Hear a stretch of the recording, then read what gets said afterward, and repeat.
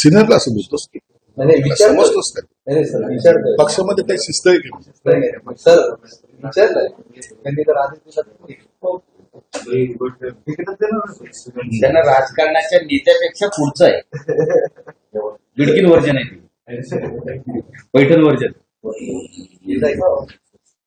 Ready कर.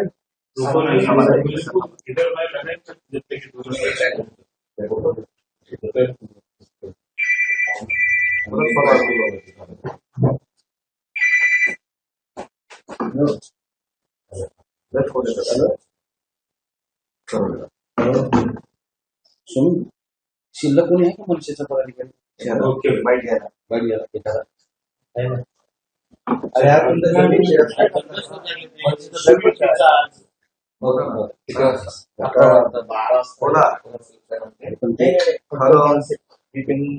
त्या उंचीचे वगैरेचे चला रेडी. चला सर, आज संजय राऊत असं म्हणाले की शिंदेची पोरं भाजप पळवणार.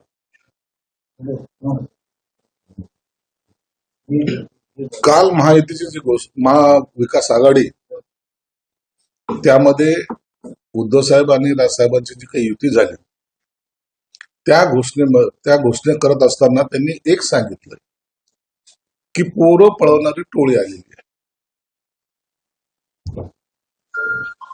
म्हणजे त्यांची पोरं पळवले जातील हे त्यांना आता भीती त्यांच्या मनामध्ये आहे. आणि संजय राऊत एकीकडे म्हणतात की शिवसेनेची पोरं पळवणार भाजप. 24 तासामध्ये यांच्यामध्ये एक वाक्यता सुद्धा नाही कोण कुणाशी पळवणार आहे. तुम्ही एकदा ठरवून घ्या काय बोलायचं. काल त्यांची युतीची घोषणा झाली. आजचं वातावरण काय? मनसेचे जे काही 19 वर्षापासून पदाधिकारी होते त्यांनी सर्वांनी पक्ष सोडलाय. माझ्या जिल्ह्यातला जिल्हा प्रमुख आमच्या पक्षात आला, सर्व समोर आलाय. त्याच्या डोळ्यावर कुठे पट्टी नव्हती, तोंडावर कुठे पट्टी नव्हती. म्हणजे पळवा पळवीची याचा अर्थ त्यांना कोंडून नेणे किंवा दाखवणे असं तर काही घडलेलं नाही ना. भाजपकडे काही पदाधिकारी गेले, त्यांच्याही डोळ्यावर पट्टी नव्हती. म्हणून तुम्हाला जो काही विचार वाटतोय की आम्ही युती केल्यानंतर महाराष्ट्राचं राजकारण चेंज होणार, असं काहीच घडणार नाहीये आणि याची शक्यता सुद्धा नाही. एकीकडे म्हणायचं की महाराष्ट्राच्या हितासाठी आलेले, मुंबईच्या हितासाठी आले, मराठी माणसाच्या हितासाठी आले. आणि 30 वर्ष सत्ता होती तिथे. मुंबईमध्ये 30 वर्ष सत्ता कोणाची होती? काँग्रेसची होती, राष्ट्रवादीची होती.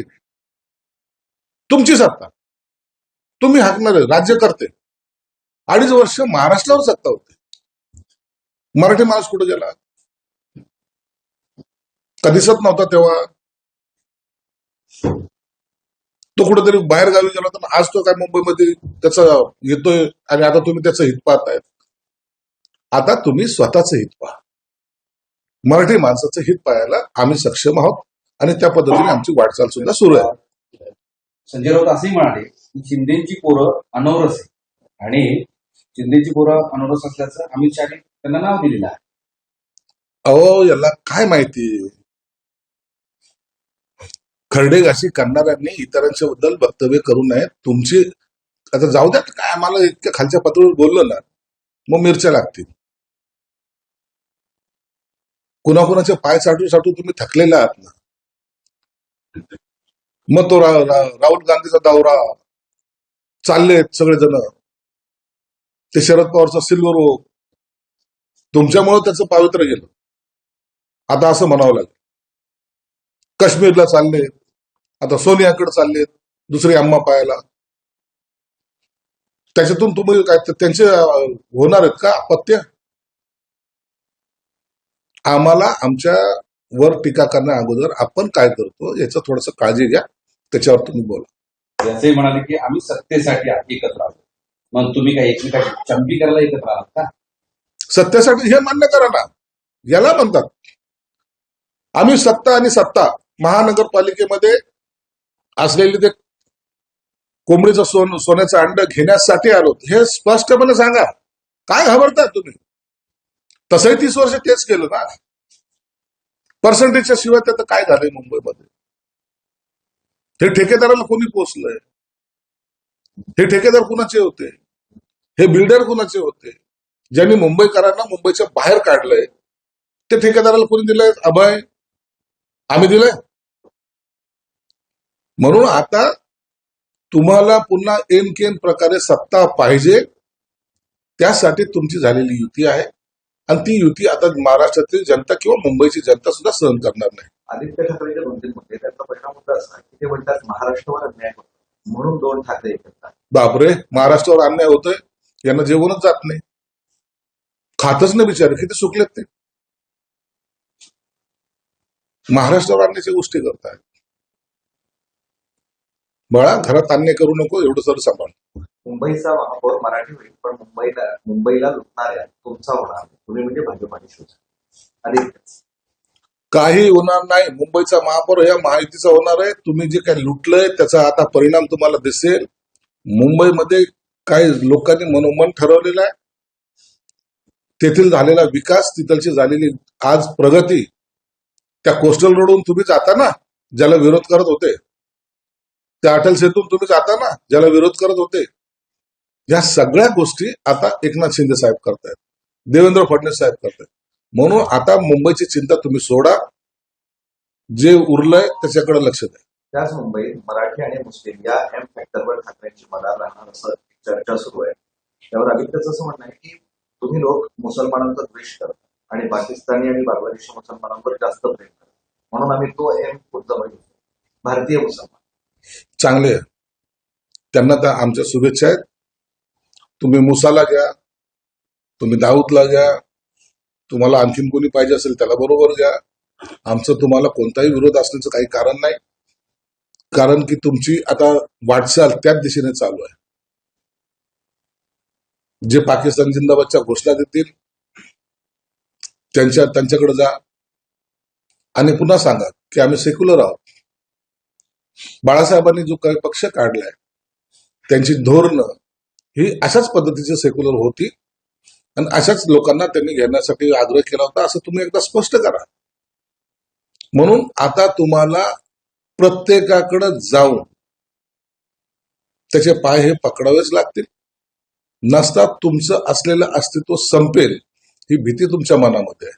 म्हणून तुम्ही हे सर्व करताय. शरद पवार संजय राऊतांवर नाराज आहे.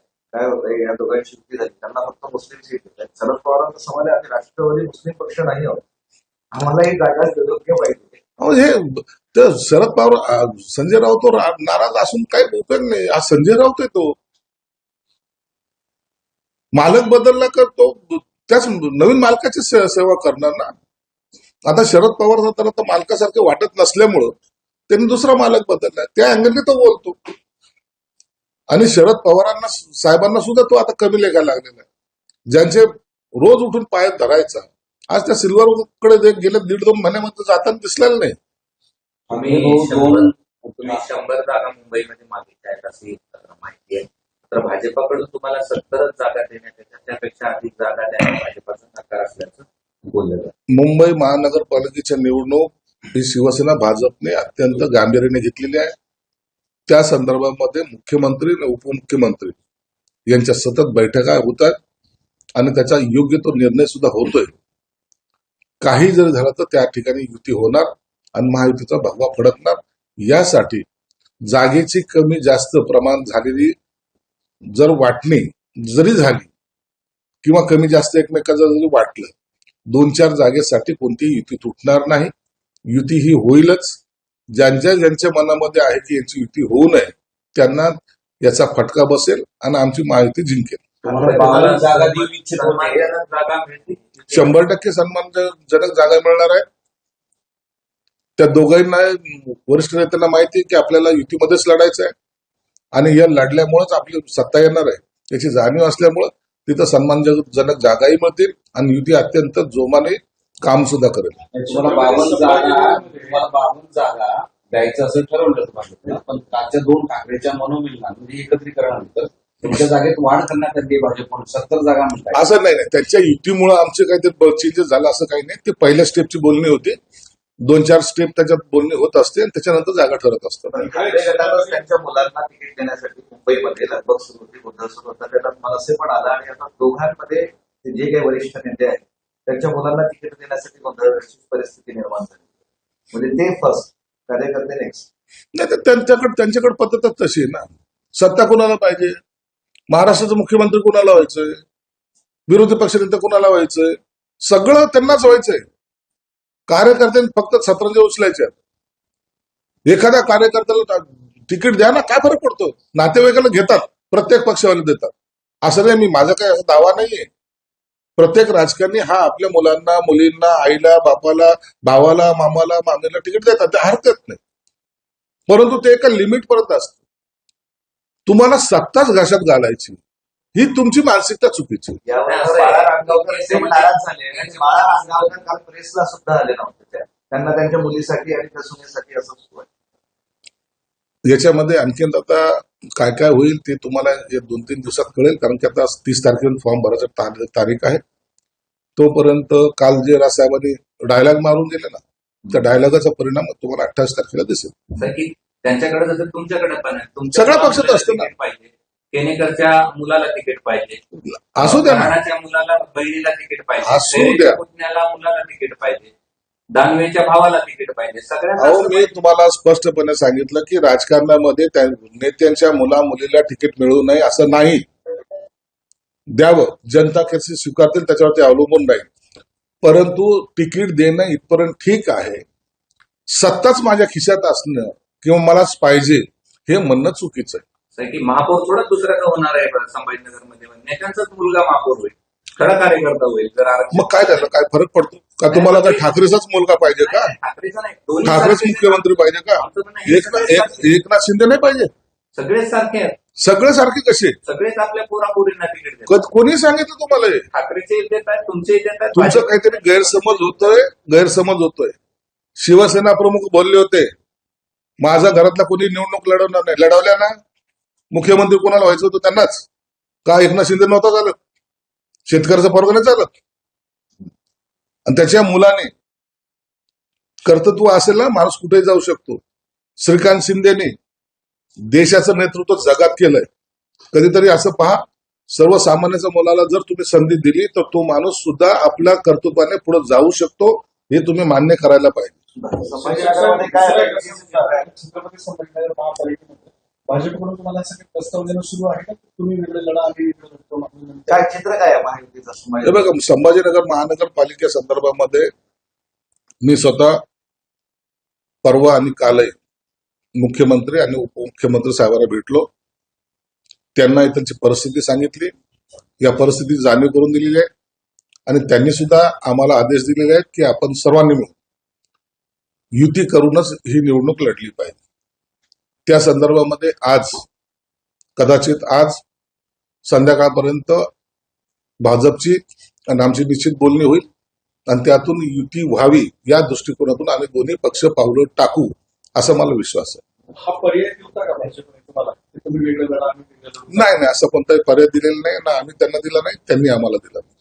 अजित पवारांनी त्यांच्याच मंत्र्यांवर नाराजी व्यक्त केली आहे. आम्ही सगळं करतोय त्यांच्यासाठी, मात्र आपल्याला निवडणुकीत यश का मिळत नाही असं ते त्यांच्याच मंत्र्यांना असं नव्हतं. म्हणजे त्यांच्याकडचं कुणाची? अजित पवार त्यांच्या अंतर्गत बैठकीत ते माजी मंत्री. आता अजित पवारच्या पक्षामध्ये नेमकं काय घडतंय ते त्यांना माहिती जास्त, परंतु बहुतेक ठिकाणी अजित पवारचे मंत्री गेले नाहीत असा नाराजीचा सूर सुद्धा काही ठिकाणी उमटलेला आहे आणि त्याची दखल अजितदादांनी स्वतः घेतलेली आहे. सर, एक मिनिट थांबा. ते काल मुंबईमध्ये पोस्टर लावले.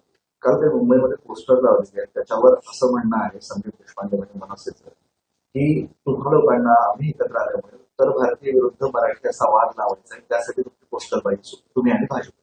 नाही, असं काही होत नसतं. मुंबईमध्ये उत्तर भारतीय, मराठी माणूस, पाकिस्तानी माणूस, आता हे सगळे जे काही नवीन नवीन प्रकार आहेत ते समोर येतील, पण असा कोणताही हेतू नसतो. मुंबई ही सर्वांचीच आहे. मुंबईमध्ये प्रत्येक राहणारा माणूस जो अनेक वर्षापासून आहे त्याचा अधिकार निश्चित मुंबईवर आहे. म्हणून पोस्टर लावल्याने, बॅनर लावल्याने काही मतामध्ये परिवर्तन होतं असं मानणारे आम्ही नाही. ठीक सर, आहे चालेल, बोला. सर, चालेल. कोणाला हिंदीत सर, पहिले राज ठाकरे ने कल कहा है कि मुंबई में जो है अफवाह फैलाने वालों की टोली सक्रिय है, साथ में 2 नवी टोली आई है, इसके बारे में आप क्या कहेंगे? देखो, राज ठाकरे ने कल वो जो बयानबाजी की है, मुझे उसका आश्चर्य लगता है। मतलब खुद के बच्चे आप संभाल नहीं सकते, महाराष्ट्र संभालने के लिए निकले हो, मुंबई महानगर पालिका संभालने के लिए निकले हो, महाराज करने के लिए निकले हो, ये कैसा हो सकता है? बच्चे भी नहीं संभाल सक पाते आप। बच्चे बड़े हो चुके हैं, आज वो तुम्हारे जो नीतियां है, तुम्हारे जो बातें हैं, वो उनको पसंद नहीं है, इसलिए वो घर छोड़ के जा रहे हैं, ना कि भाग के जा रहे हैं। वो घर छोड़ के दूसरे घर पे घर अलग से अपना घर में एंट्री कर रहे हैं। सर, मुंबई में जो है पोस्टरबाद शुरू हो चुका है। मनसे के एक नेता है संदीप देशपांडे, उन्होंने एक पोस्ट किया है कि मराठी का अपमान करूंगी तो बटेंगे नहीं, पीटूंगी। इसके ऊपर आप क्या कोई मराठी का अपमान करता नहीं, किसी को मराठी का अपमान करने की जरूरत नहीं। मराठी आदमी आज महायुति के साथ है और उनका अपमान कोई सहेगा भी नहीं।